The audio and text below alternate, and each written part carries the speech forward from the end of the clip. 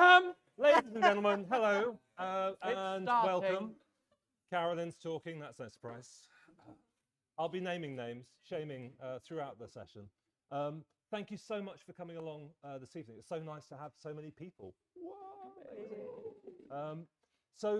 Today, I thought I'd start by thanking all the people who make this happen, because they always get forgotten until the end, and actually it's really important. So, thanks to BCP Council, who have put some money towards us being able to put all of this on. A big thanks to Steele Raymond, very important. They've paid for the beer. Thanks, Steele Raymond. So Steele Raymond are here. Steele Raymond, excellent lawyers, in case anyone's wondering. And they're the guys in the smart, snazzy coats. Okay. A big thanks to Keylight Films. This is Josh. And to Southern Logic, who are the guys over there, who have put this all together at a very reasonable rate because we're not for profit. And lastly, Frankie and Sima at Silicon South for helping pull all of this together. So thank you, they're really important. Now, let's find out who's in the room. I thought that'd be a useful place to start. So can I ask how many people here are from a digital or creative or tech business? Hands up. Quite a few. How many are from education? How many are from public sector? Interesting. And anybody else who's been feels left off? Yes. Ooh, okay. Right. Finance, sales, and interesting. Well, no, you do podcasts and things like that, don't you, as well? But no. What do you do, Chris? Just at my own business, helping marketing agencies make their business less dependent on them, so their business becomes worth something. Okay. So they can eventually sell it. Ah. Interesting. Okay. Freedom, that's what it's all about. Freedom, that's what it's about.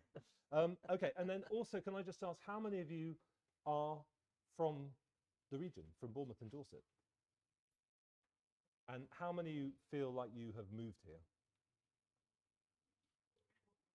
Well, who moved from somewhere else? I mean, it was 40 years ago. Yeah. Okay, sort of somebody who feels like you're Bournemouth through and through, born and bred, but not necessarily born. Okay, and how many people have made that move going, this is where I want to be and this is where I want to work, and have made a relocation? Woo! So your South African accent's got nothing to do with... Well, I came to Bournemouth for 6 months, maternity leave, and I'm still here. Yeah, okay. That's the sort of things that we want to get to the bottom of today. So it's okay, interesting crowd, a mixed variation of people who are here. And again, thank you for coming. So I guess the one thing that brings us all here is that we're all interested in trying to understand the interests of the digital economy, how we can try and make that better. But there's enough viewpoints that we can look at that from lots of different angles. So what are we doing here this evening? So I thought it'd be interesting to start. I'm not sure who's aware of the bench press reports, but it comes out every year. It's published by the WOW company. And this year they've interviewed over 2,000 people who are from creative digital agencies. And they asked the question of what are the big concerns that you've got. Interestingly, the number one issue was around recruitment and getting talent. And the number two was about getting new business. And for the first time in about a decade, those two have swapped positions. So it always used to be new business was number one, and that's now swapped around. And then curiously, number three was about founders being trapped or working in the business rather than actually working on the business. So from our point of view, from Silicon South, I suppose that's the area that we've focused on quite a lot over recent years. And part of that has been down to, we've been very fortunate to have some funding from Europe, but that's been the direction that it's made us really focus on. Now that's ended, I guess we're free from those metrics that we had to deliver, and we can adopt a much broader approach in terms of how we offer that support. Negatively, it means we don't have any public funding anymore. So that's a whole different question. But I guess Silicon South, when you look at it, was set up in an era where austerity was all important. And really Silicon South was set up to look about how you can support the people who are being laid off at the time. Can the digital sector start to develop and to grow and to take on those new people? And I would just like to say, well done. It seems like you've done a bloody good job. and we have got lots of people, and actually unemployment is no longer the problem. It's actually trying to find the people to employ, which seems to be the bigger problem. So within this changing world, we're asking, what is the role of Silicon South? What should Silicon South be doing in all of this? Is there a role? Is Silicon South actually still needed? So we have a mission which was to support the sector. So we want to explore what that means post-Brexit, post-COVID. We're caught up in the middle of raging inflation. There's fuel hikes. There's a war in Europe. You know, there's a lot of change in the past 6 years. Yeah. So on the happier Oh, I feel somewhat deflated. but we'll come on to you and we can have you. So what we want to know are, what are the biggest issues which are facing the creative and the digital sector in BCP, and endorse it. Try to get to the bottom of what the reasons are for some of those issues. And then actually the important thing is, what are the solutions? What can we do about this? How can we try and develop strategies to combat that? So question one, I guess we've addressed. We've done quite a lot of market research, thanks to Dan, who helped out with that. I know Dan's around here somewhere at the back. And he revealed, 3 key issues kind of through that feedback. One is talent is clearly an issue, and that's at all levels, getting talent, whether that's at early stage or mid-range or even senior. Now, the way that people try and tackle those is probably different in each of those cases, but they're all still relevant. There's something around the knowledge that you have of the sector and the community that's all around us, the opportunities to work with other people, to partner up, to spend time with, even just to take time out of the business and reflect on your own business, and the opportunity to share and to learn from each other. So that was another point. And then the third point was the new business opportunities. So new business and the talent clearly reflecting a lot the same findings which are ubiquitous that the WOW company has uncovered in the bench press report. So I guess the importance for founders depends on the type and the size of the business. So if you're a sole entrepreneur, your issues around recruitment probably don't exist. They probably aren't that big. If you're a big company, that's the issue, and it's not about the new business. So there's a lot of change and variation within them. So I guess tonight we want to focus on question 2. Try to get to underneath understanding what are the reasons for those challenges, where could the solutions be found, and what are the steps that we can take to try and resolve them.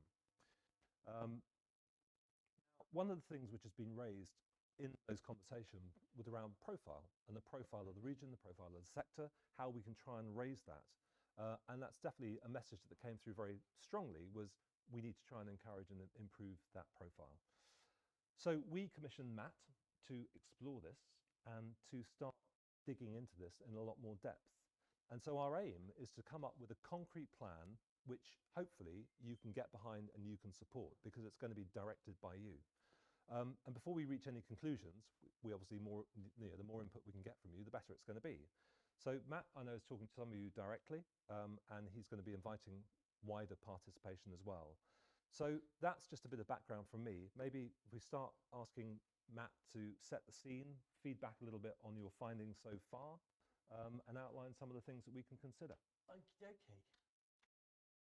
Bear with, I'm not technically minded. He says, I'm going to stand up as well, because if I sit down, I'll become rather complacent. Hello, I'm Matt.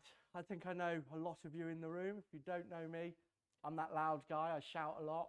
I used to be head of enterprise at Arts University Bournemouth, and I ran the incubator there, where we launched 75 creative agencies into Bournemouth with a 95% survival rate. It was a wonderful, wonderful time, and a lot of the businesses here, a lot of the business in Bournemouth are still going.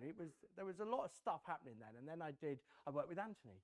I was head of partnerships at Southwest Screen as it transitioned into Creative England, and we worked on the innovation program. I've done a load of other stuff, but mainly I just shout at people.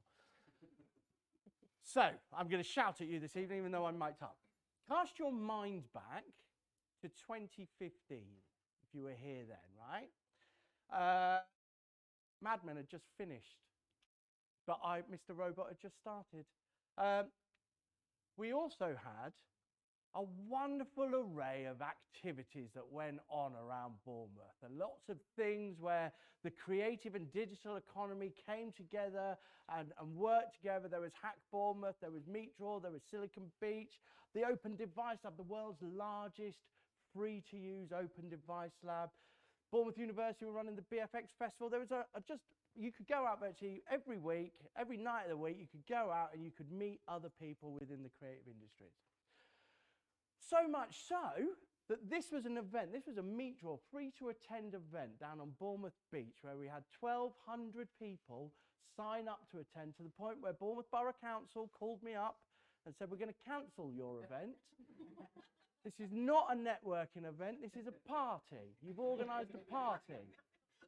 Myself and a few others then got every single name, and we spent the weekend going through LinkedIn, and we cross-referenced every single person. And we went back to Bournemouth Borough Council and said, no, these 1,200 people work in the creative and digital economy of Bournemouth.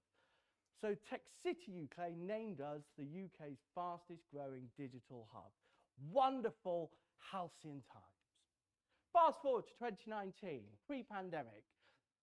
The Boys, has anyone watched this? I thought it was a superhero thing, and then someone got hit by a bus in the first 30 seconds. That started, The Mandalorian started, you know, there was great, exciting TV.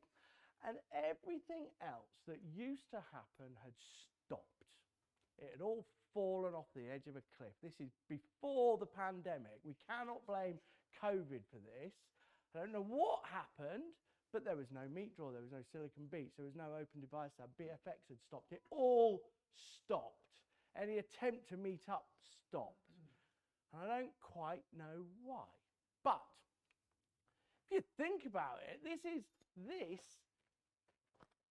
ignore the RedWeb logo, because obviously I did this slide before that happened. This slide represents the 39, actually it's 38 because Etcher in Southampton. The 38 largest agencies in Bournemouth, largest by the number of people. I mean, this is fairly rudimentary research, so please don't pick me up on it, university. It was some LinkedIn searches and a load of other stuff. Basically, these guys are all bigger than the UK national average. That's the important bit. We're a small town. Okay, we've got city region status, but we're a small town. But we've got nearly 40 agencies that are bigger than the national average. And yet we've got no time where they meet up or do any of those things. That had all stopped. The big elephant in the room, though, see what I did there? The big elephant in the room, and this is what I've been looking at for the last 3 or 4 weeks. There are currently 160 jobs advertised from those 40 agencies. Those 40 agencies are looking for 160 people.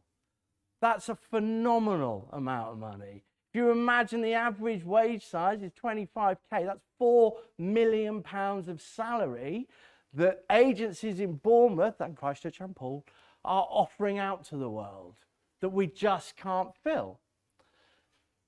Now, I know recruitment is the bane of everyone's...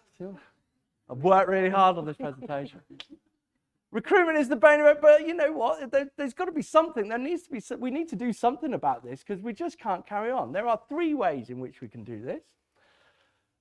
We can cannibalise our local economy, we can grow our local teams, or we can attract some more into the area. We're going to cannibalise them. Right, now think about this, right? This is how those roles, those 160 roles are spread. There are probably more creative roles. There's some client service roles. That's the suit bit. The technical stuff is the dev teams. And then the specialists, I'm talking social media or business development or marketing managers, finance, that sort of thing. This is how they're spread, those 160 jobs. Again, rough. It's obviously, I've not put scale on this for a reason. These are the entry-level jobs. These are the jobs, this is the top of the funnel. This is the graduate entry-level jobs. They are about 15% of the total number of jobs that we're trying to fill out of those 160. Another 10% are the senior roles. Now, the funnel, the entry level roles, would probably get through the university or through the college, or through apprenticeships and those kinds of things. And the senior level roles, you headhunt for, right? We've got to get these people if they don't exist around here. But it's that middleweight bit, those mid-sized jobs. There's effectively 120 mid-weight jobs, which is worth approximately £3 million, and I say I'm not talking to you, it's a general those 40 agencies are just poaching them off each other. They're just moving around. You just get, someone's pulling them from there and they're getting them from there. We might be using recruiters to do this, but we're still just pulling them from the local community. That is completely unsustainable. We're just moving people around. It's pushing the price of talent up. It's not getting the right talent for the right job because there are really immediate needs. And it's going to run dry at some point. What's going to happen is the bigger agencies will be able to afford it and they'll grow. The smaller agencies are going to fall by the wayside. They cannot compete. They can't compete with those salaries. They can't compete with the recruitment costs. They can't compete with the type of work that the big agencies are selling out there. So cannibalizing our local economy is not the option. So we could grow our talent. What a wonderful idea this might be, okay? And we're sort of doing this, or we are doing this, right? You go from the school sector through college and apprenticeships to the university. There is stuff that we could be doing that we're perhaps not doing. The Digital Wave conference that RedWeb used to spearhead, where we'd get 400-500 school-aged children into an auditorium and tell them about the jobs that were available to them. Well, we don't do that anymore. Beamer Digital Day. I will announce my conflict of interest. I do 3 days a month for Beamer. Beamer Digital Day happens once a year, where you get a local agency goes into a school and they run a brief. This year we did it for the World Wildlife Fund. The World Wildlife Fund set a brief and invited agencies to go into schools. We had 3 endorse it. 3 agencies went into 3 schools. That was all we could muster. Digital Horizons that Silicon South ran, that was another great thing where we were going, part of the problem is young people don't know what the jobs are that you do. They don't know what an account manager does in an ad agency. They don't know what an ad agency does. They don't know what these jobs are. Their parents don't know these jobs are there. So how are you going to encourage them to come to work for you? Boss Talks was a podcast that I did back in 2012, before podcasts were cool, obviously. We got young people to go and interview agency bosses. There's 10 episodes, but you've got to go on SoundCloud or somewhere to find it. If you're really interested, I'll send you a link. But this was careers advisors, present company excluded, don't know what these roles are. So it's very difficult for them to advise a young kid in school what it is. The parents don't know, so they can't tell their children what it is. So we did a podcast where we got young people to go and meet with Adrian at Amuso and ask him, what do you do? There's Lego everywhere. Do you guys just play Lego all day? And he taught them through how he built games. And that was a way of enticing them in. Then you've got the colleges and the Kickstart and the apprenticeship. The apprenticeship program is a fantastic thing, but I'm not entirely sure how many people are taking it up. The Kickstart program, White Lantern Film are running a Kickstart program, and they've had 30 people sat in a room who they will freely give out to anyone. I'm doing a film with them at the moment, and I don't have to pay them because they're being paid through Kickstart. I don't know if enough people are taking advantage of this. Then we get on to the universities.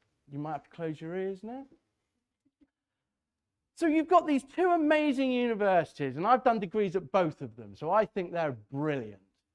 But it's really hard if you're a small agency to get a foot in the door and know who to speak to at that university. It's really hard to build those links, and those universities aren't doing a great deal. They are doing some things, admittedly, it is getting better, but I think we as a community could do more about it. Is there a way in which we build those links? But then my real bugbear is what we do once you've got them into your agency. We can get people in a funnel through the Kickstart program, through the university, and then we kind of expect them to learn the job by osmosis. They need training whilst on the job. They need continual professional development. The Drum Network offer it, Beamer offer it. I've forgotten what that logo is, but they do it. And you know, this is about agencies signing up to these things, but not just joining, not just going, right, I'm a member of the Drum Network, right, I'm a member of Beamer, but they give these programs out for free. There is a mentorship program that Beamer run that is free to any member, and it will train your staff. It will tell them how you go from being an account exec to an account manager to an account director, what that transition is, what your career progression might be. And if we're not telling them that story, then how on earth are they going to know? They will get pulled away by the bright lights. Or then you've got private organizations like Upfront or Practice Makes Perfect. Those top two, Upfront and Practice Make Perfect, are just about building confidence in people. They run small cohorts of people where they teach you how to be more confident, where they teach you how to do this, what I'm doing right now, right? But if you imagine when you go into a pitch, or if you're going in to sell something, or if you're going to get a job, you need these training. So we could grow our talent, right? We could train them better. Or we could attract talent. Now, I've always been banging on about this, but whenever I was talking about it before, whenever I was talking about how we present the agency community, in my head, it was always around how do we attract senior talent to the area? How do we attract senior talent to the area? If, say, they want to come and work at April 6th, and they're coming here for a creative director's job, and as good as that job might be at April 6th, and they've got to move their family down here, if it doesn't work out, is there anywhere else they could go? What's that story that we're telling them? Turns out through the conversations that I've had with people that that's not the focus. The focus should be on the midweight talent. What is it that we can present them with here that will attract them here? Otherwise, you know, the short term, it's remote working. We can get remote workers, but if you extrapolate that out to its logical conclusion and everyone does remote working, the price is going to get driven up. You start competing with the entire world on the talent stage, and actually you lose that thing, that spark. So we can sell them on the New Forest, on the Jurassic Coast, on our 7 miles of golden sandy beach. What a wonderful lifestyle you'll get here. But is that what people want? Because actually, if that's the case, I'm going to move to Barcelona. There are as beautiful as Bournemouth, Christchurch and Poole is. It's not Barcelona. It's not Ibiza. It's not anywhere else in the world. It still gets cold in the winter. So this is perhaps part of what we should sell. But what we really need to sell them is a supporting and encouraging culture, a network of things that happen. And this is the place where you do the best work of your career. This is the place where you're supported by the broader network because they all come together and they'll collaborate on things. They'll turn up to events like this and they'll share ideas. This is about collaboration. Got to be of a certain age to get that reference. Not competition. We need to come together and collaborate more. Back in 2015, Meet Draw was 16 people from 16 different agencies that volunteered. Hack Bournemouth was run by 4 different agencies, by volunteers that came together with no ulterior motive than to collaborate, and all boats rise with the tide. And somewhere along the way, we've stopped doing it. And if you want to fill those 160 roles, you better start doing it again. It's about having pride, right? We need to be proud of what we've got here. We've got, oh, what? I don't know what that is, hence why that's the slide. What is it that we can do? We need to start telling some more connected stories, right? Now, I constantly talk about the fact that Guillermo Marconi pioneered wireless technology down on the Sandbanks Peninsula. Bournemouth, Christchurch and Poole invented wireless technology. Here's a story. I don't know how many people know that story or how many people tell that story, but we should be very proud of that. Sir Tim Berners-Lee, his first job out of university, when he left Oxford, he came down to Poole and he worked at Plessey, which is now Siemens, as a software engineer. He then went on a 6-month sabbatical to CERN. Then he came back and worked in Ferndown as a software engineer. And then he went back to CERN. And it was that second trip to CERN when he wrote the paper that invented the World Wide Web. So I like to imagine that actually when he was in Bournemouth, he came up with that on the back of a fag packet. So not only did we invent wireless technology, we invented the internet as well. Netflix. During prime time in America, Netflix takes up half of all available bandwidth. Half of all available bandwidth. It's the biggest user of the internet in the world, right? The guy that built the product is a chap called Neil Hunt, and he was from Ferndown. He worked at Schlumberger, which is now the Pear Tree Business Center. He worked there. They had a Palo Alto lab. He decided he preferred the weather in California. Can't think why. Moved there. They moved him and he met Reed Hastings. And he started work at Netflix. I like to imagine that he might have had the idea for the world's biggest user of the internet while here. So there's an awful lot we could be proud about. But equally, Tailwind. Do you know about Tailwind Studios? Anyone here got kids that play Roblox? Tailwind Studios are a Bournemouth-based game studio that have just got £5 million of funding to build Roblox games. You got Treehouse Digital that are pioneering Unreal virtual production. You got Beep, who's all that they're working with Guns N' Roses on a live event platform. There are some phenomenal stories here that maybe if we knew about them and we all talked about them and we all championed and celebrated everybody else, it looks like a really nice place to go and work. That looks like a friendly old place. I'm nearly finished. Who's got to do this? You've got to do this. No one else is going to do this. That is Lord Kitchener. You've got to do this, but someone else has to. Someone else has got to try and manage this. How are we going to make that happen? Well, I got some pretty good cultural references here.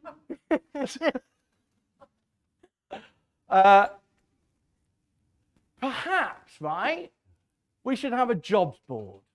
Wouldn't a jobs board be good? Because I found those 160 jobs, but I've got a very little life and I sit at home stalking agencies online.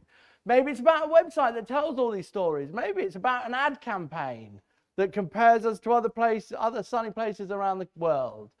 Maybe it's a book. Does anyone remember for the record book that we did, that we sent out to the FTSE 500? Maybe we do something like that. Podcast. Maybe it's a video series. We should do some mentoring, some networking. Maybe it's about some more training, or maybe it's about a conference, or maybe it is all of the above. Maybe we should do all of that. But we need some cash. That's the stumbling block. Someone somewhere has got to pay to make these things happen. Now, Silicon South has a jobs board. So actually, we don't need to pay for that right now. We just need to get you guys to use it. Silicon South has a website that you are allowed to put your news stories on. We just need to use it. The ad campaign went live last week. We're already doing it. The book, when we produced that book, it didn't cost any of the 35 agencies that appeared in it, didn't pay a penny for it. We wangled the money. This stuff doesn't cost that much, but it does cost to organize it. So we do need some money. That's it. Thank you. Oh, sorry. There is a little survey. I would welcome your ideas. I've got a plan.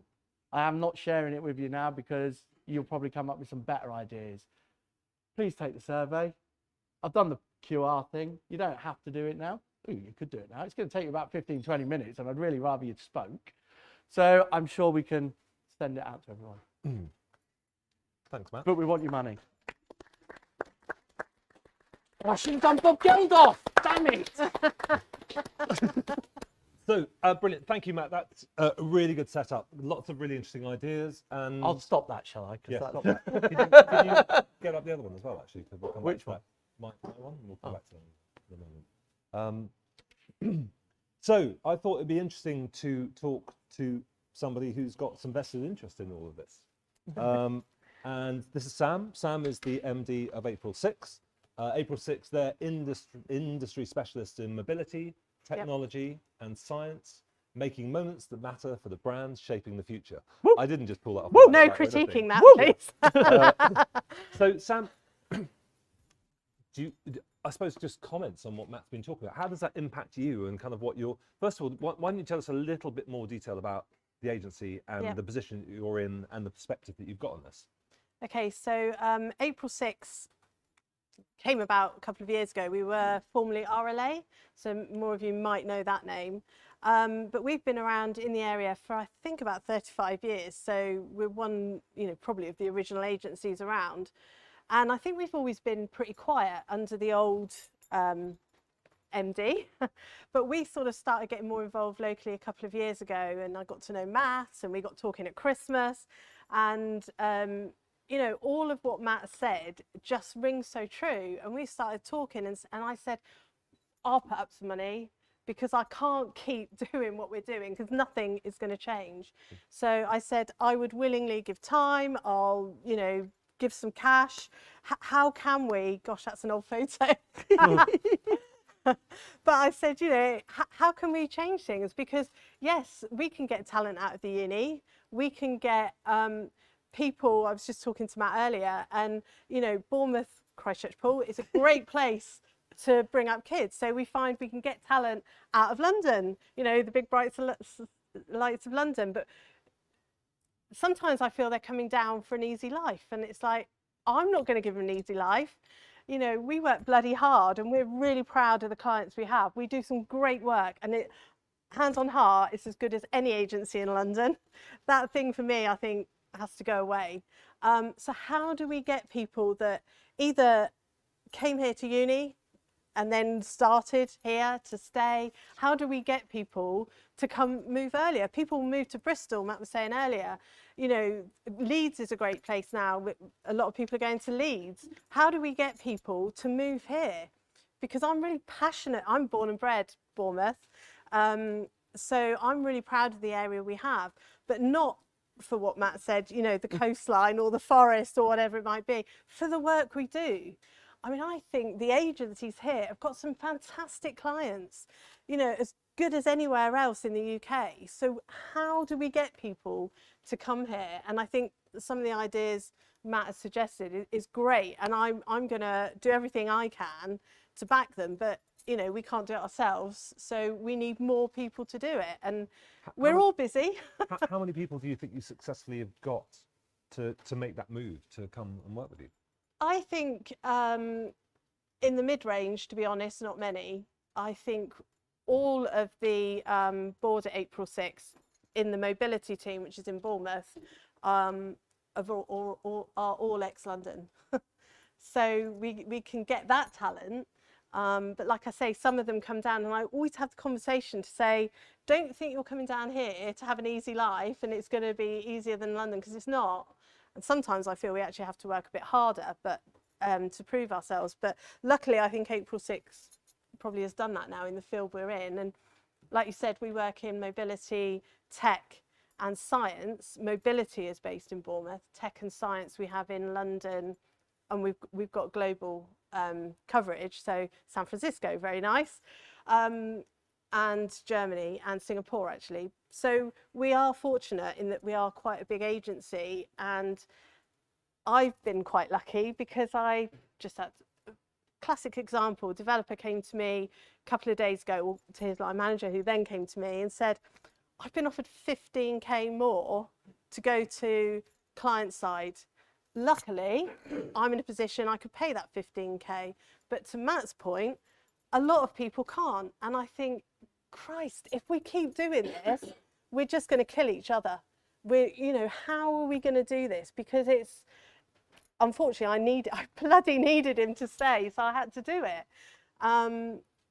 What about people at the kind of the lower end of the scale in terms of how good are your relationships with the unis and the colleges and getting new talent coming in? So we went to the careers fair with Silicon South actually a few weeks ago.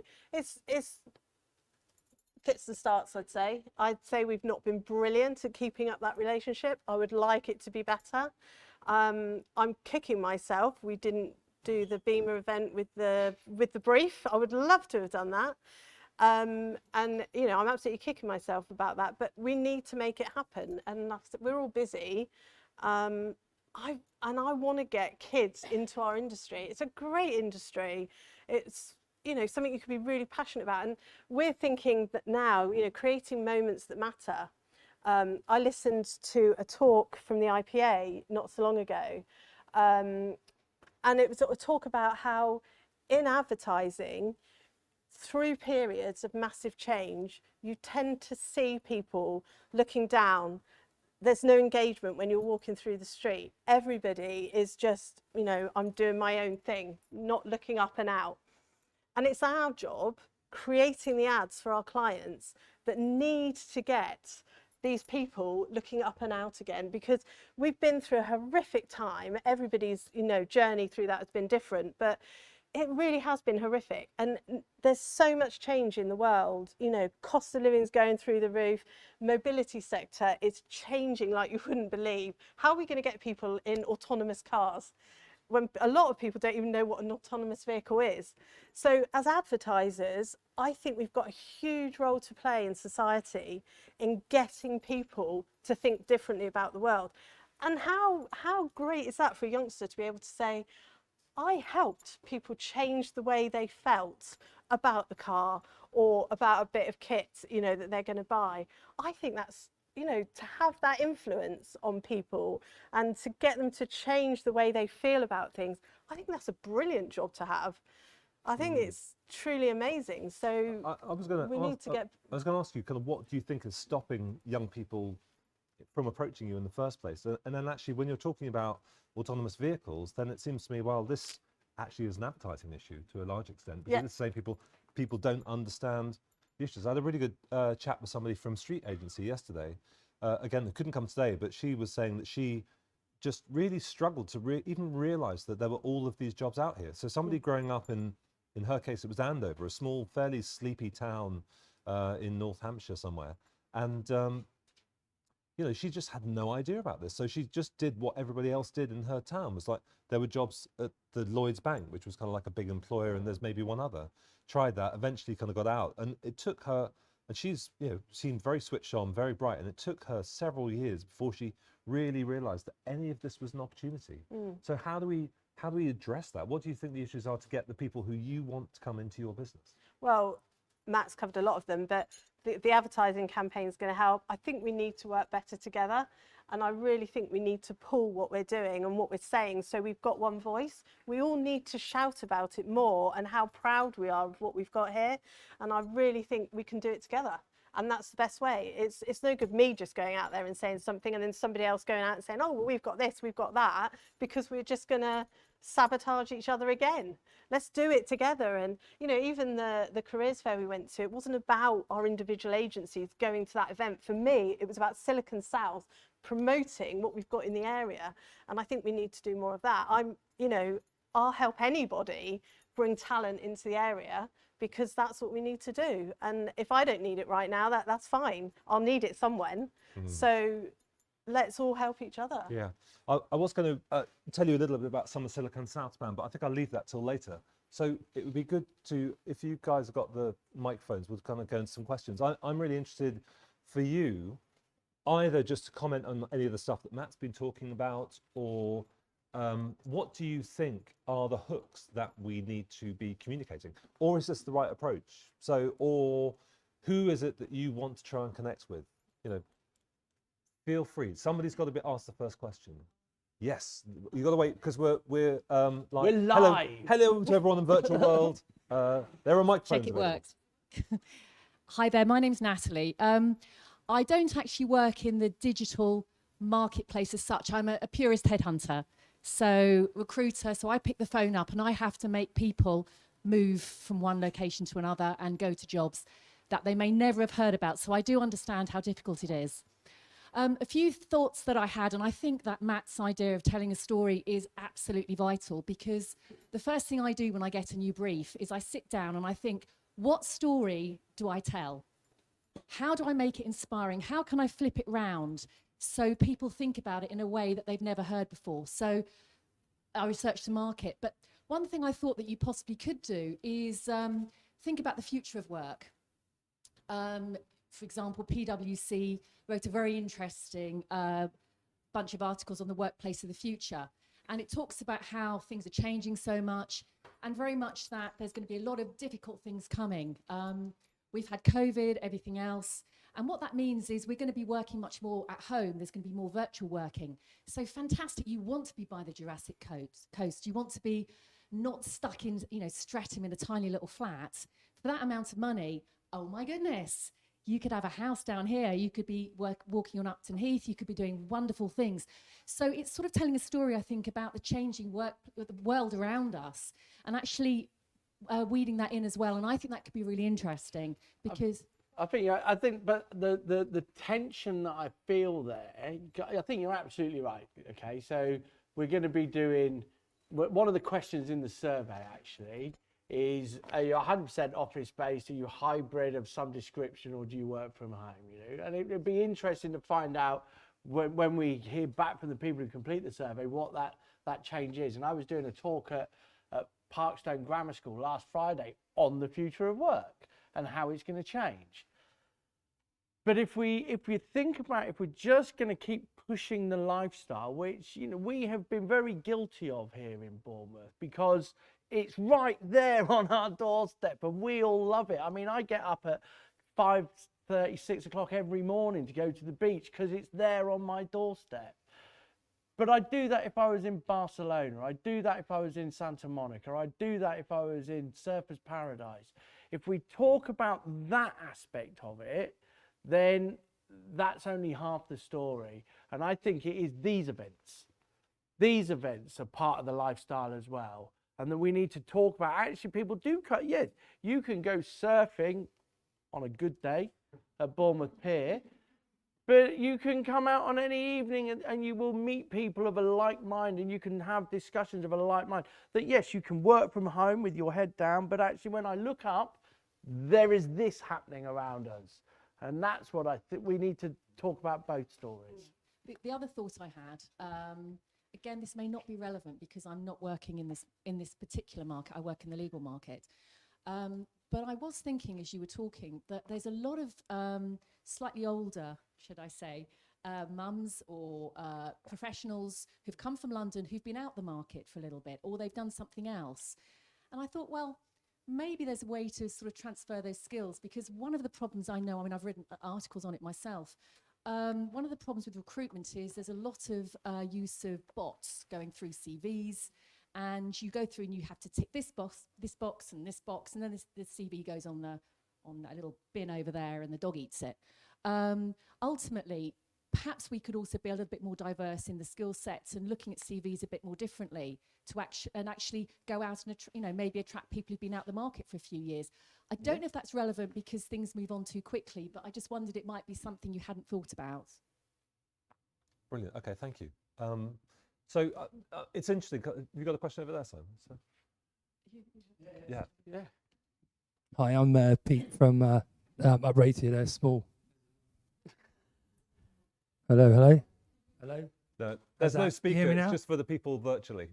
So So you won't hear yourself any louder. Sorry. Yeah. It's not like a Yeah. karaoke Yeah. mic. But don't have So, it too close to your mouth, otherwise So it'll just sound. we're all talking from the standpoint of working in the business and trying to attract people and try and make ourselves more attractive, or the area of the beach. Is there a way, a survey that we could talk to our audience? Our audience is the people we want to attract. What is their motivators? Is the bottom line the salary? Can we ask them, if we said at 5:30 we stop, is that a motivator for them? So almost like our day-to-day is talking about our audience. We're always about the audience first, the users first. We work in a digital space, our company, and it's always about the user and the audience. So this is our audience. These are the people we're trying to attract. So what do they want? Can I ask, who do you think your audience is, and where do you think you would find them? I mean, in the context of tonight, so if we wanted to attract developers or digital marketers. So finding a place for them, ask them a survey. What is it? What is your motivation? Is it the bottom line? Is it salary? Is that what you want? Is that why you're leaving that place and going somewhere else? Are there other things that are more important to you? Work-life balance, all this kind of thing. But picking up on Matt's point earlier on, which is, but we want to try and avoid doing that locally because we're just kind of like raising salaries artificially. Do you see that there's a kind of like, there's a sweet spot somewhere out there, wherever out there might be? Wherever out there might be, yeah. Yeah, exactly. and So, where is out there to you? Or we shine the light so damn brightly that wherever they are in the world, they can't miss us and they'll look here. That's what, yeah, we can go hunting for them and we'll find small pockets of them. And I think it's called the internet is where we find them. But actually, if we shine that light so damn brightly, and we talk about the culture of uprated, right? And we talk about the how close you are to be and how wonderful it is and the times you work, and these are the clients we work on, but it's Intergage work on these clients and April 6 work on these clients. And we're all doing this and we're all shouting, and that light gets brighter and brighter, that those people that are there going, I really fancy moving somewhere. Oh, Christ, I can't escape that glaring light of Bournemouth. I'm going there. That's how I think. Alex? Hi. So obviously we had a lot of these events. They then disappeared. Do you think that these events, or do you have an idea of when they went by? And the second part is, we talk a lot about collaboration. Do you think there's a lot of egos in Bournemouth that are going to stop that collaboration? And how do you get past that? I mean, you're I'm clearly just asking the wrong Yeah, Matt, person. have you got a comment on ego? Do you have a, because did you go to Meet Your events? I joined in the mutual events right at the tail end, so I think I went to the last one. Okay.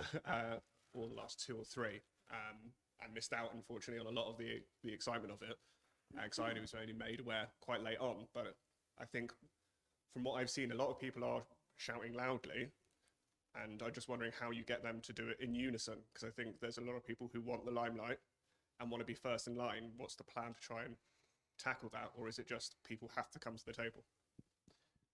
Do you see that when you say that people are shouting on their own, is that just as in promoting themselves and their own companies, as opposed to sort of coming together and doing a more unified approach, or is it?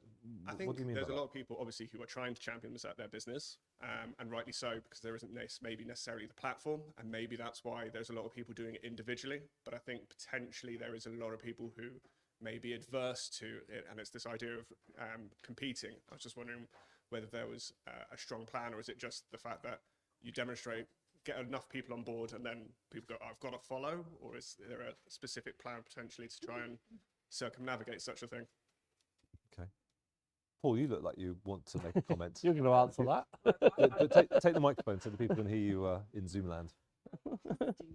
Anthony's use of body language. Yeah, that's it's interesting. I worked with a really, really splendid character in the New Forest called Anthony Climpson. I don't know if anyone else knows him, but massive character. And what he does is he herds the New Forest businesses together, who are all competition, guest houses and hotels and things. And he uses a phrase called co-opetition, which I think is beautiful. And he reminds them on a regular basis they have much more in common and much more to gain by working together than they do by treating each other as competitors. And I have to say, Intergage has been in this area now for 20 plus years, and we've got many more friends than we have what I would call competitors. I don't really see anybody as competitors. I see them as friends, and occasionally we've competed. But when there's so many agencies in an area, we'd never compete against the same agency twice, typically. And besides, most of the time these days, we're winning business from outside the area, so it's not really an issue. And I would like to say thank you to you, Anthony, because some of the things you've organised, particularly for business owners. I didn't do much of the meat draw. A lot of my team did, right, Ken? They're there all the time. Love it. But what I like is I like the fact that I get to network with business owners. People like, oh, I'm looking around for Adam, he's not here, and he was here a minute ago, and Gordon, and I like those things. I like the fact that we can get together and do it. And we have interesting conversations. Gordon sent me a really interesting email. I'd like to talk about when we were talking about, why don't we get target areas where we know that we're so much better as an area than they are, and actually go and promote into those areas surgically. And that if we were to do, I know, let's behave like marketing people. Let's draw up some personas of people that we might target and actually hone our messages to them. Well, you know, there comes a time in life when you have to make a decision about, and it's usually late 20s, early 30s, but you know, I think it gets later, when you have to make a decision about where you want to bring up your children. And I think that we lose the battle in terms of for the young single people, because honestly, they probably want to work in London. But when it comes to the point of where do you want to bring your children up, we win. And I think that's, you know, if I was drawing up a persona, I'd say there are certain points in people's lives when you go, do you know what, when you're not just thinking about yourself, when you think about the future for your kids, and you look at an area like this that has a really low crime rate, has fantastic schools, universities and colleges as well with great reputations, and particularly playing into our industry, you know, I think we just need to be a bit more surgical at this. And my friend Helen here is in recruitment, and I've been talking to Helen about the need for us to, you know, there is a, I mean, it's out there, right? Nobody's done it before. What would happen if we said, well, actually, let's get a group of agencies together and create a recruitment business that works to actively target people from the areas which we get together and go, we ought to be able to, try not to say something politically incorrect, we ought to absolutely be able to sell into this area in no uncertain terms. So there's going to be places that are just, you know, when you compare where they're growing up and where their kids are likely to grow up with where they're going to grow up here, it's absolutely no competition. It's going to annihilate them.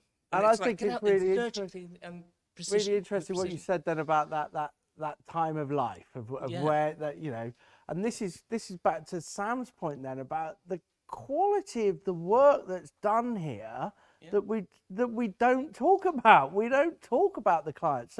So you get people that think, you know what, I've done my bit in London, I will go and retire down there. And that story gets perpetuated more and more and more. Well, the story that isn't perpetuated is, shit, I moved to Bournemouth, I'm working on the Vans contract. You know, it's those sort of Porsche or whoever it might be. But you're right, but it's a question of how you spin that very thing, you know. Is it? It's the question of who. Yeah. Who spins that thing. Yeah, but that very thing about, oh, Bournemouth for old people, really? Would you know we live longer here? It's one of only 2 places in the country where the age of the demographic is falling. Yeah. I mean, we started from quite a high. Yeah. So anyway, that's my rant. There's a question over there. Or comment. Yeah. Hi, I'm Alison. I'm from Arts University Bournemouth. It's really interesting what you're talking about, the type of work you're doing. Okay, I've been now to a few of these events as well, and as a result, we actually a couple of weeks ago organised an event on campus in the Innovation Studio. And we had over 100 students come to that event, and it was all about creative digital tech. So there is an interest there. There's a lack of understanding. And interestingly, when I was speaking to some different students, we went along to the Spark, Dorset Spark.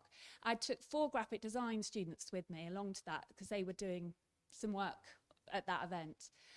And they were all suddenly like, oh, didn't know. I had no idea. God, that's really interesting. What, they have that client. They started chatting. They came back and they were like, we were just going to go to London, but actually, I'm not saying it was a magic that they're all going to stay, but they had never even considered it. And so I think the big problem for me, because students come and see me, I run the careers service. And when they come and see me, you know, for appointments and they're interested, they look around, there's no entry positions here. It's so difficult. It's all about that speculative approach. And that's fine, but that's also a bit exhausting. It's just, you know, for them. And I think they'll then go for the jobs that are advertised, right? They'll go away. And it's trying to kind of have more opportunity for getting them in. Be that as well, summer internships, different opportunities that enable them to build that relationship with you. Because otherwise they're just gone because they don't see, it's too difficult. Yeah. Anyway. Yeah, please, Richard. Yeah, sorry. I moved down from London. And I did a job in a recording studio in Poole, and I was driving along the coast with a young lady who was the producer, and she was lovely, and I think it might have been for RLA at the time. And I said, "This is very nice," and she turned to me and said, "Yes, they call it the death of ambition," and that was my welcome to Bournemouth moment. Obviously, I've tried a bit harder since then, so still going. Sorry, I'm Richard. I run 1,000 Monkeys. We're a writing agency, so we tell stories and things. So I should be better at this sort of thing. The thing I was going to ask, the thing that I liked the most of all the things that Matt did for many and various Silicon Beach regular attendee was the job board. And we talk about showcasing Bournemouth, and we can show the beaches and blah, blah, blah. Well, we're kind of agreeing, I think, that possibly that's not the best story. What I liked about the job board was people are actively looking for jobs, so that's a good place to go and search for things. And when you were doing that, you saw all the other agencies. Some of the other projects tend to be, not saying, I love the vinyl book, but there's an element of a vanity project to it, which is like, I'm in the book, it's a great kind of thing.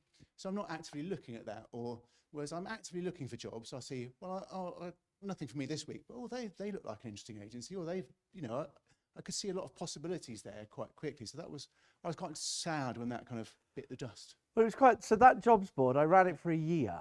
Yeah. And in a year, it featured 180 jobs. Yeah. You know, it was a constant stream of jobs featured on that. And that was the point, was if we put them all in one place, it tells one hell of a story about it. It says there is growth and opportunity here, because shit, there's new jobs on it every single day. The problem you've got, and I'm sure this is the problem that Anthony and the Silicon South team have, is you can put it there, but you've got to drive people, you've got to let people know that it's there. Now, as I said when I started, I shout a lot. So I was able to shout a lot and get a lot of people there. But that's the thing, I think, you know, the jobs board exists, we need to use it. But you're absolutely right, the book was a vanity project. It was my vanity project. But the audience for the book was very specific. When I produced it, and I got the university to pay to get 1,000 copies printed, and then I got Bournemouth Borough Council to pay to post them to the FTSE 250. Because the story I wanted to say was to the marketing managers of the FTSE 250, you should look at Bournemouth in a different light. Because it wasn't about generating jobs, this was about changing people's perception of the area. So actually, if we do these projects, this is my point where I said we've got to do all of the above, because they're all doing different things. They're all directed at different audiences, but it's quite a connected story. I just don't think we know what that connected story is yet. I think that comes back to the point about who this is aimed at, and the issue is that there are multiple audiences, and each audience would require a slightly different approach. But it comes back to the survey that Matt's put together, and there's a great place for say, well, who's your audience? Where are the people that you think? Because this isn't only about recruitment. This is about, you know, for smaller companies, this could be about something really different. This is about making sure that people understand that you have this capability, you have these skills, that there's opportunities here. And again, you know, Paul, you're saying that a lot of your business is outside the region, and that's great. But for a lot of companies, it's very much inside the region. So who do we need to focus on more? Where's the, you know, and they're kind of slightly different approaches. But Matt made a very good point. We have to pay for this as well. So, you know, those are all the things that we've got to sort of try and work out. And so I'm looking to try and do things very incrementally. Are there any other comments? Because I suppose we're getting close. Yeah, please carry on. Hi, Sylviane, and I'm a lecturer at Bournemouth and Poole College, and I teach on the digital computing team. One thing that I've spotted, you talk about the Beamer competitions. Right back at the very beginning, the actual Beamer competition also included 16 to 19-year-olds. It's now been stopped, so it's only under 16s. So a lot of the issues now we have is trying to encourage our 16 to 19-year-olds to actually see what goes on out in industry. We so miss Digital Wave. It was absolutely amazing. And you talk about putting adverts out. Most of my students use ad blockers because they never see an ad. So how do you get at those students? You're more likely to get at the parents. So I think perhaps what we need to do is actually do some form of education to let the parents know what the different jobs are in the area, what those kind of creative jobs are, because they don't have a clue. I remember pitching to Paul. I was chair of the board of governors at St Mary's, and I pitched to Poole Council then. Can we get all of the boards of governors? Can we get all of the governors into one room, and can we do some presentations to them? And it was just, yeah, okay, that sounds like a great idea. Who's going to organise that? It's that constant. It's always someone else's job, and I think we've got to get over that. And maybe getting over that is saying, you know, here's the list of things we want to do. Silicon South should do them. Here's how we're going to pay for them. But Beamer are launching a post-16 digital day. Thank you. It is, 'cause it's the way we've got to get them in. They are so enthusiastic. And I think a lot of us at the moment think games development is where they want to go, but they don't want to move out of the area. They're Oh, going they down need to this work at Tailwind then. They've got stacks of money. cyber security, because it's something we do cover an awful lot within our course at the moment. But I think that's the problem. They don't have any idea of what the other jobs are in the industry. And we're training our students now for jobs that don't exist. And that's the thing. It's making sure the skill set we're giving them is very able to be going into any of these different digital companies. Mm-hmm. Well, there's a couple of comments on the interweb, which are, I agree, not enough support for students to stay. There are many apprenticeship vacancies too at all levels, and a +1 for Digital Wave as well. Do you want to pass that behind to Curtis? I was actually going to say something very similar, really, which was just about, and to Matt's point about what does an account manager do in an ad agency, and what is an ad agency? I mean, and you are an account manager, aren't you? More or less, exactly, yeah. I mean, as probably one of the youngest people in the room, I can sort of say it with relative certainty that there just isn't enough awareness in the schools as to any of this. I mean, I fell into this job, so it's not about, do I want to go to the area because it's got a great industry? It's what even is the industry, and what are the jobs, and you know, and doing something to promote that more. I did a talk with Paul and Kat. I think it was 2018, 2019, organised through the it was the Dorset Younger Dorset Chamber thing. And again, you know, another one of these things that seems to have died out is that was an amazing talk where they brought a few schools together and they just talked about what jobs are available in the creative sector. That seems like it would be a really, really valuable thing to be doing, and going around all the schools in the county and maybe even outside of the county, just talking about what those jobs are basically, and what then the opportunities are to get into those jobs, such as, you know, apprenticeship routes and uni routes and stuff. So if you make that say that's one of the things that we say we need to be doing here, right? So we can easily get a list of the schools from the local authority. We can easily get into those local schools. We can find, you know, Sharon's going to help us there. We know all of that, right? And we could probably get a diary full of people within the agency community who say, yeah, I'm going to do that. But it's that bit in the middle. It's the organising of all of that stuff, because Sharon's got a full-time job, and it's not about putting digital agencies to go in and do those talks. The schools don't have the resources for it. When I was head of enterprise at Arts University, my biggest problem was the lecturers always going, teaching and learning, that's what I've got to do. Then I've got to do research. Enterprise is way down here somewhere. You know, I'll get to it if I can, but I don't have enough hours in the day for the teaching and the learning and the research. And we had 3,000 students, and I was one person doing the job. Now, you know, Bournemouth University, 14,000 students, and you've got Mark and Ian and the team's growing there, but there still isn't enough resource for them to do it. So it's that intermediary role is desperately, desperately needed. I'll step off my soapbox now. Well, let me pick up on that, because we're sort of getting towards time, and okay, we got a little bit more time. Okay, we started a little bit late, so we're going to carry on. We'll carry on till, let's say, 1:15. Everyone happy with that? Great. Okay, so Timo, let's go for you first, and then we'll come to Sharon. Hi, I'm Timo. I'm a local creative, and I come and loiter near the buffet table normally.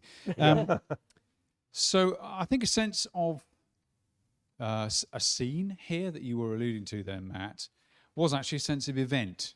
That events happened, things happened, we turned up to, we mixed. It felt like there was something going on. Are there lessons to learn? What do you think are the lessons to learn from how we did or didn't manage to keep that scene going? It takes a lot of effort to keep creative events to the standard of Meet Draw happening, to the standard of BFX. Are there lessons we can learn to help create that sense of event here and in a post-pandemic context at that? Anyone think there are lessons to be learned? Me and Megan were actually just discussing Meet Draw, because I actually never went to Meet Draw, but I remember, sorry to reference you again, Kat.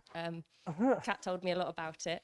But I remember hearing about Meet Draw, and by the time I was aware of it, it had become an event that was very much focused on the social side of living down here. There wasn't much talk about the career side of it or kind of future development for it. So what me and Megan were just saying was, oh, sorry, I've got to move, sorry.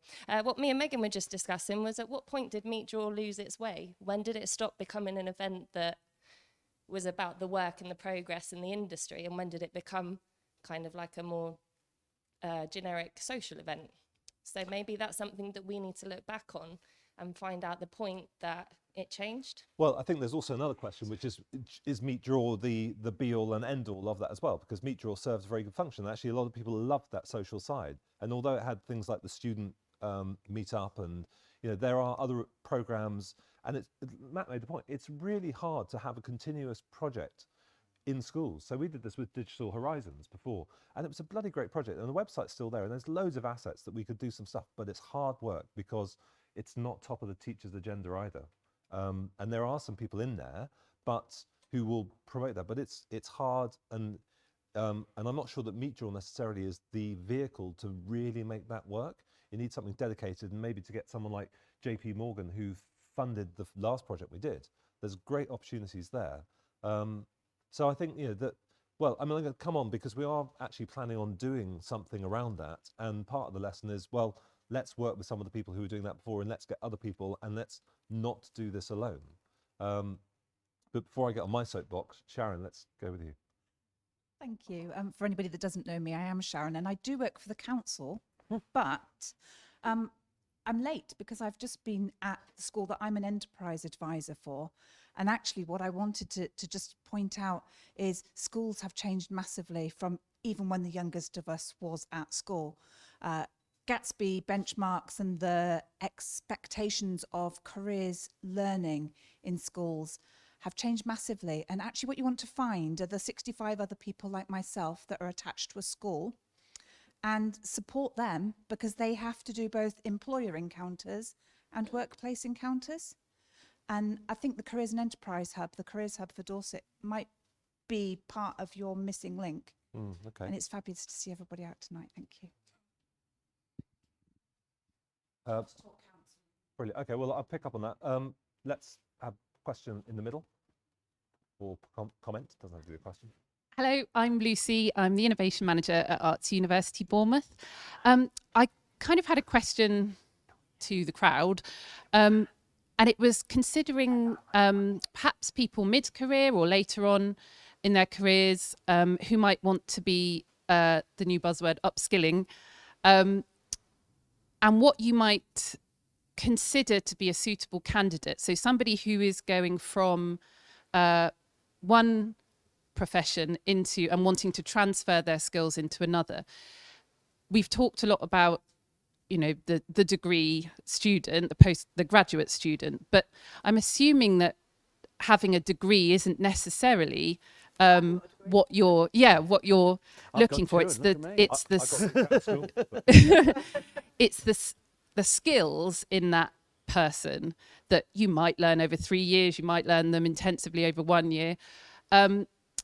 There will be a lot of change in the coming years from what I can understand in terms of government position on this, and lifelong learning and funding for people throughout their funding to access.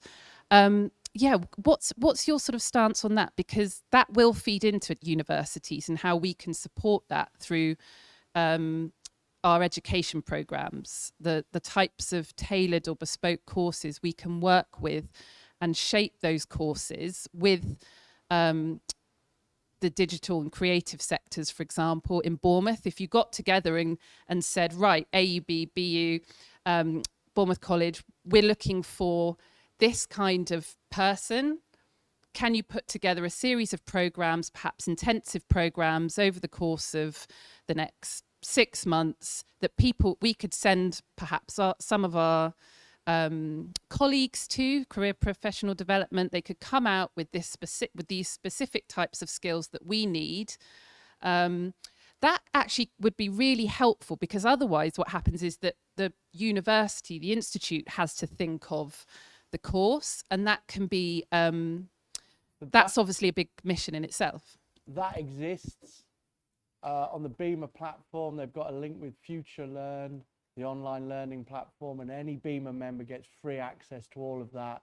And those courses are developed by universities, by agencies going to the university saying, this is the course we need.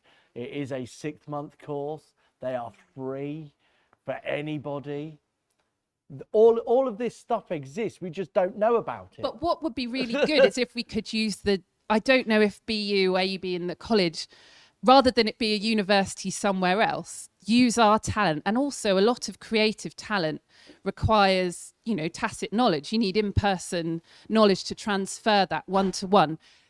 I think a lot of what might put people off is the constant online learning. So if we can create, if you could come to us, this collection that we've got here tonight, and perhaps, work with us to kind of propose some sort of alternative to the education model, or courses that we can help. I would say that a lot of people have said, oh, wouldn't it be great if we could have more influence with the universities?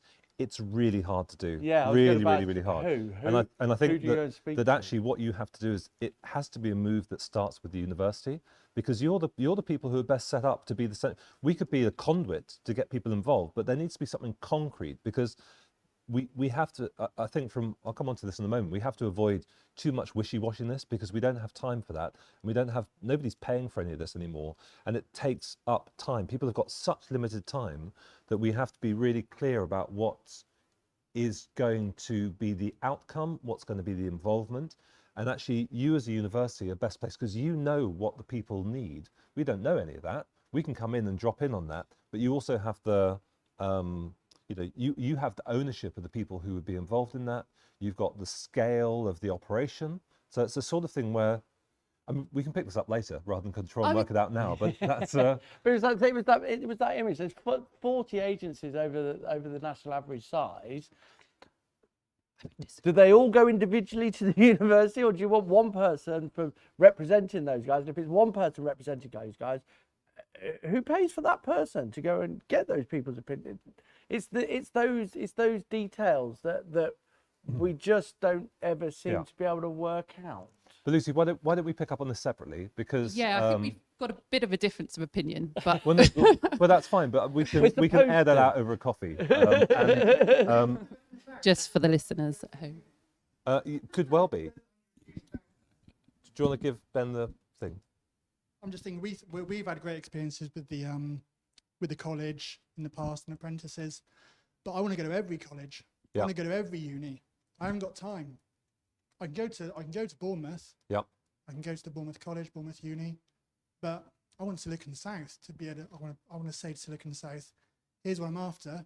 Can you go to all the unis in the UK? And how much And would then that Europe be worth? as well. We used to do the Europe thing as well, where they used to send over a student Europa project or whatever. That was good.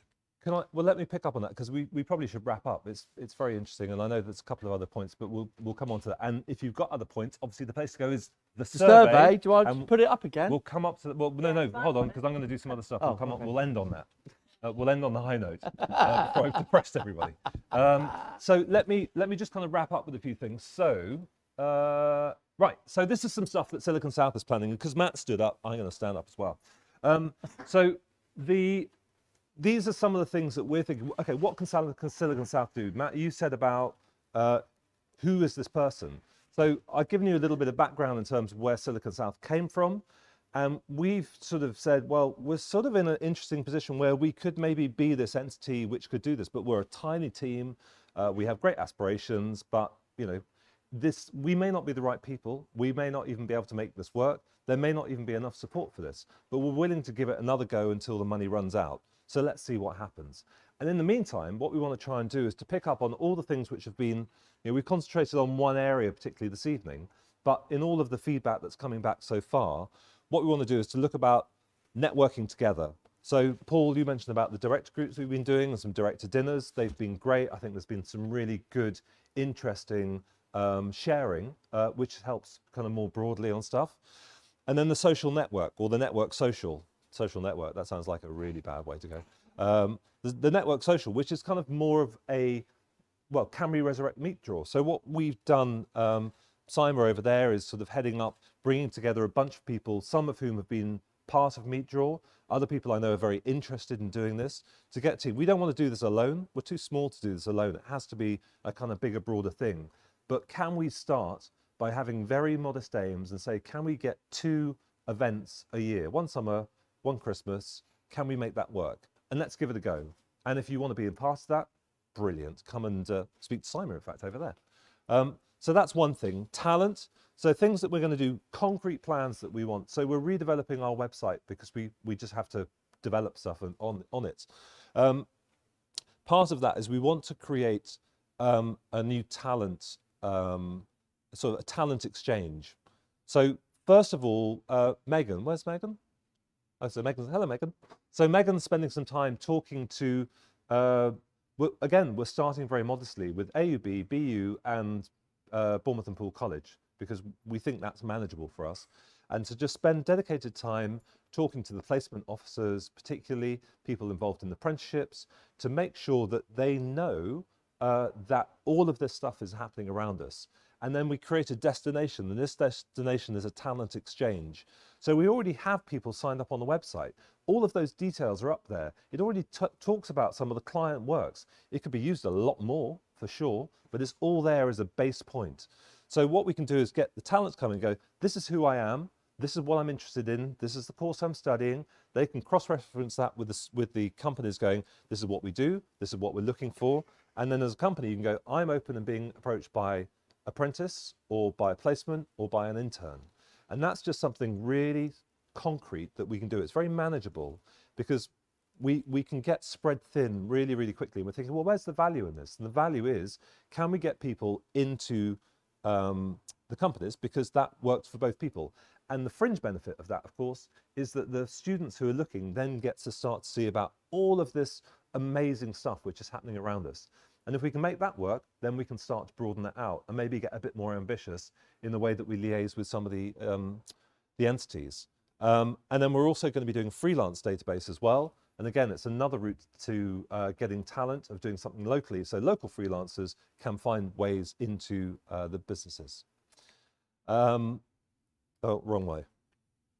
And then there's a kind of call to action, and that's, so if we're doing this work, if we go out and we start pushing this, where's the destination they can come to? So here we've got something which has got all of the companies listed on it. We can have a map, there's a directory. You guys can start posting your news and your events. It's really hard getting people to do that. I know it's not central to what you're trying to do, but if we want to create the story, it does require other people to contribute to it.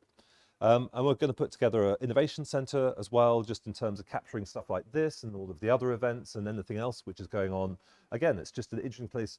That's particularly to try and get some of the other sectors interested, and that's in terms of lead generation and stuff for some of the smaller companies. And then we'll talk about special projects. And then there's the big activity, and that's really what we've been talking about, and that's what Matt's focusing on. So can we get a program to raise the profile and thinking about who does this go towards? How does this happen? Who should we be engaging? Where are they going to be found? And then most importantly, how do we fund this? So let's come on to that. So I've said Silicon South, we as the board have said, okay, well, we'll throw our hat in the ring. We're happy to try and make this work, but we can't do it alone. We have no public funding anymore. It's completely reliant on whether the sector wants this to happen or not. If we can get it to work, there's a strong chance we might be able to attract some more funding, and that would be brilliant, and we can do bigger and better things. But in the meantime, it's down to us. So I just wanted to pinch your Kitchener picture, seeing as you have one anyway. So, you know, your county maybe rather than country, your Silicon South needs you. So, you know, these are the plans. We're going to be launching the new website in May. But if you are not subscribing to Silicon South already, we really will be relying on that to be able to make any of this happen. So if you, I haven't got a QR code. I should have got a QR code, but they're really easy. I know. Silicon South, Silicon South. Just get your phone out now. siliconsouth.org.uk, and then have a look in the supporters, and then that's what we will be looking to do. So thank you very much for coming along. Thank you to everyone who has helped organising the event, and to our sponsors, and to Steele Raymond, and to the council, and to Sam and to Matt, and to all of you for all of your comments and questions. So next steps is fill this in. We will get together some plans and come May, come back and present what we hope are some concrete actions that can answer and address some of these issues. So there's lots of beer and wine and plenty of food. So please tuck in, carry on the chat, and see you soon. Thank you.